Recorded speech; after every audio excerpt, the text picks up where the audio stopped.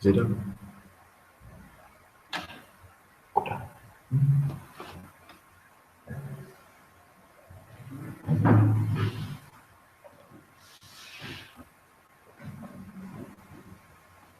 Kunzi, can you say anything? It's not. It's not up.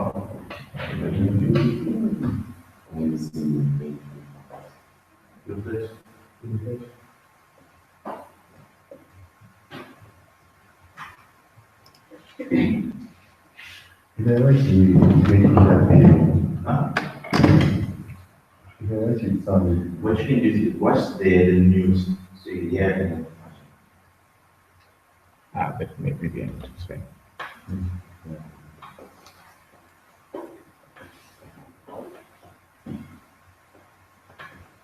Guys, as soon as you see the Neo TV logo, just go. Oh, okay. So you can start. Are you live? I'm live. Yeah, keep going. Everyone else will be there. Okay.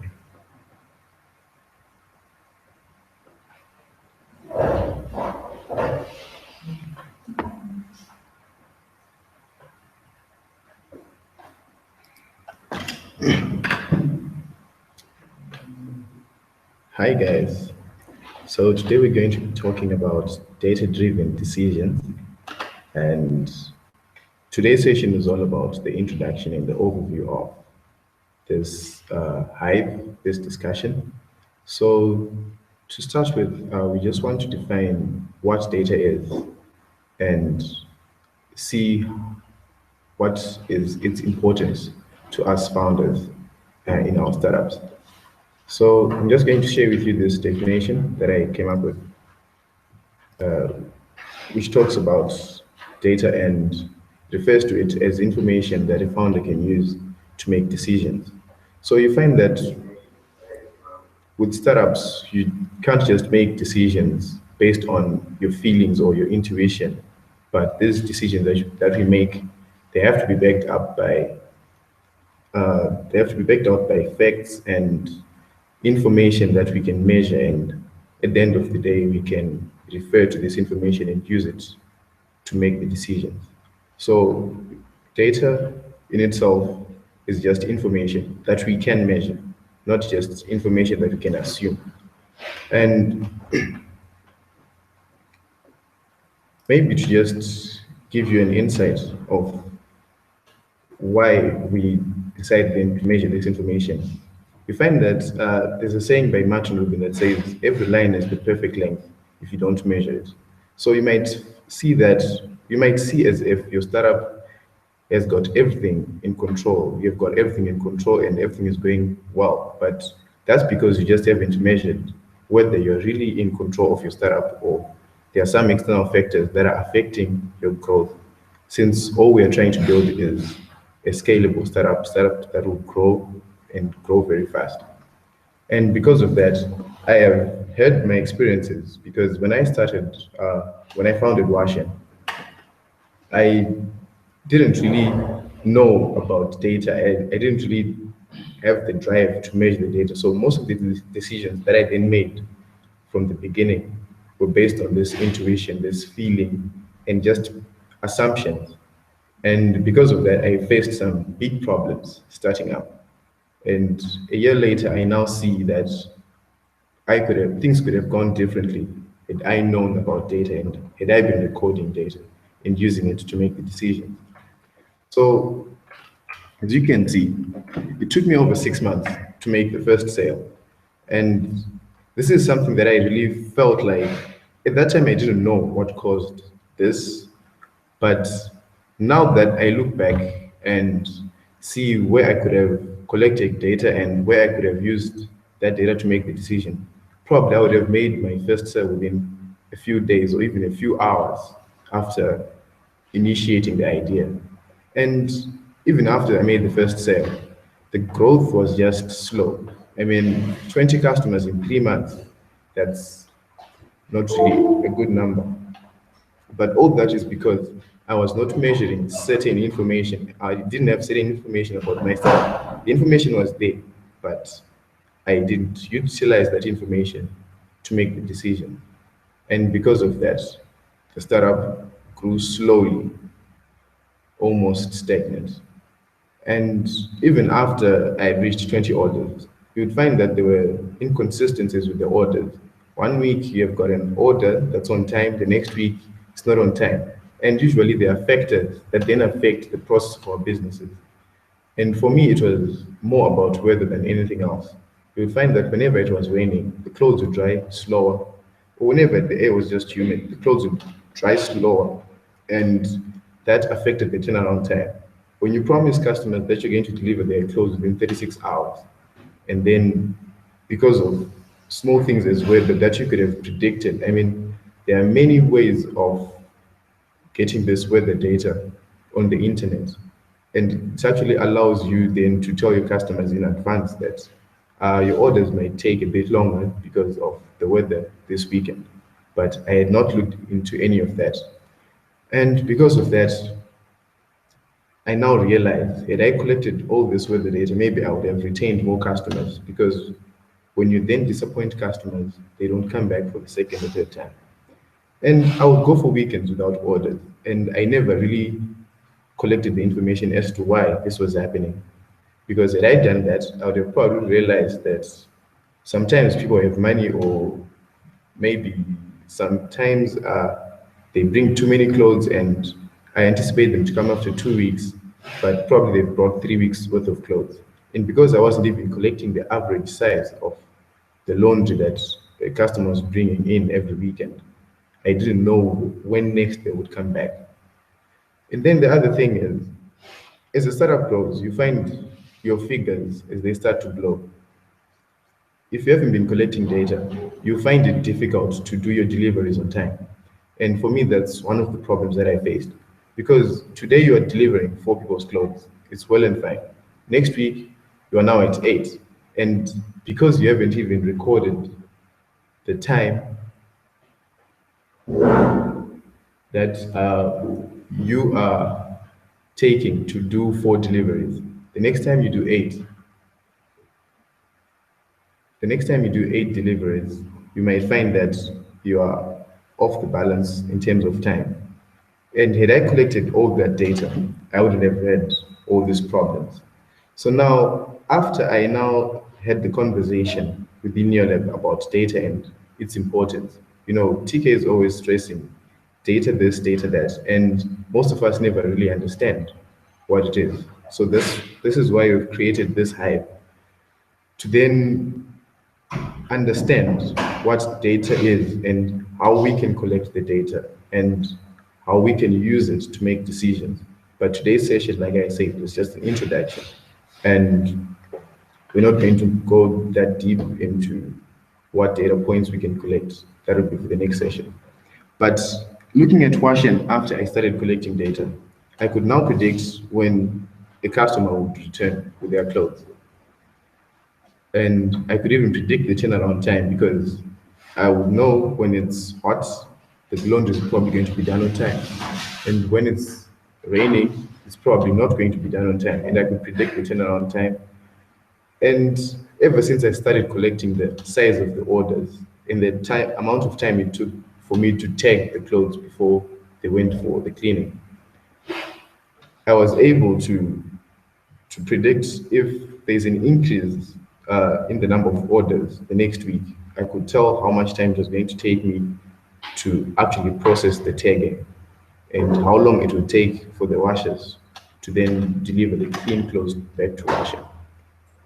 So you see that as you collect data and as you collect more and more of it, you make better informed decisions. And even your growth, you start to see it grow because now you know what affects customers. You now know what affects your customer retention, and you now know the better communication channels that you can use to reach your customers. For example, at first I thought the best way to reach customers was via emails or via social sites. But after a while, I actually realized that customers would read faster the messages that they received on WhatsApp than on any other platform. And because of that, I just started to use WhatsApp as my only form of communication with my customers. Even if I'm to send an invoice to a customer, I would rather put it in a picture format and then just forward it to the customer than send an email which they're probably not going to see until a few days later. And yeah, so basically that's washing before and after data. And maybe I can invite Michael to also share his story with HackShack and how he also used data to grow his startup.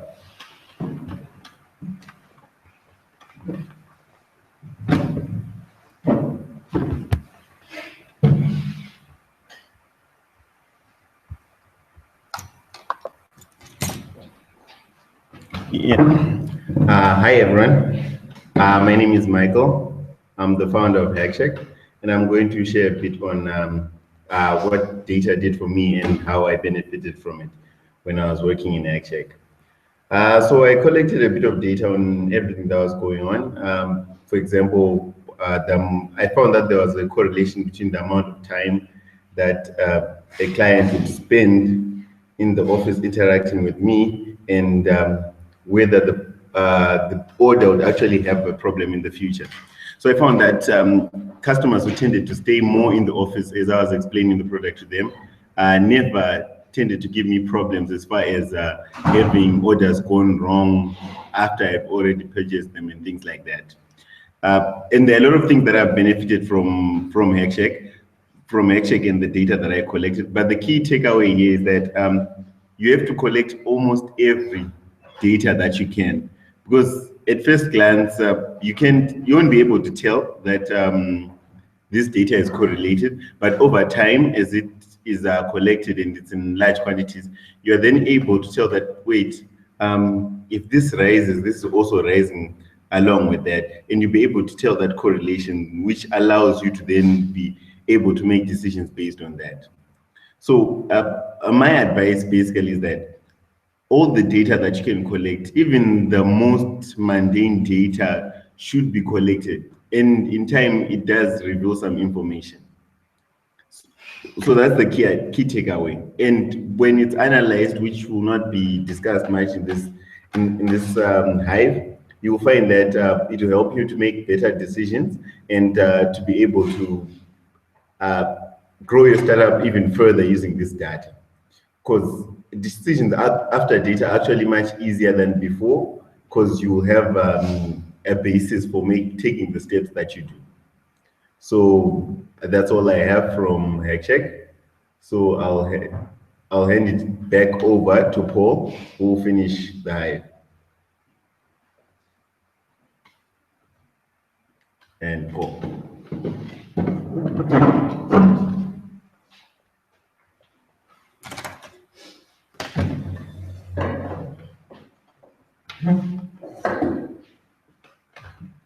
Thank you, Michael, for sharing with us how you've benefited from data collection.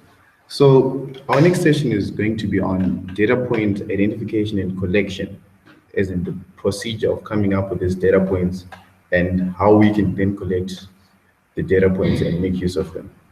But before I conclude, I would just like to share with you something that I learned on the internet about the Facebook reactions pattern, how they arrived at the decision to take just 6 emoticons and then use them for the reactions. So you find that Facebook, when it started, they only had a like button. And for a long time, users have been querying for a dislike button. But Facebook decided not to introduce the dislike button and to introduce the reacting button instead. And part of this is because of the data they collected from users' comments over time. You'll find that Facebook collected data on every single word comment on whatever was posted on on the posts on Facebook, and they used those comments to then arrive at the 6 emojis that they then used for the reactions button.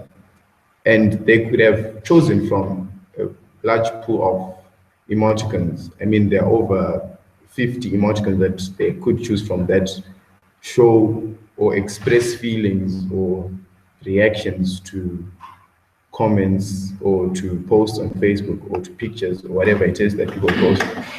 But because of the data they collected, they managed to arrive at just 6 because those were the most used feelings or reactions to posts. And the same goes for us. When you then make the decision, it seems like it was a small decision, but for them it was so big that they actually had to take tons and tons of data to just arrive at those 6. So for the next session that we're going to have, I'm just going to give you a challenge or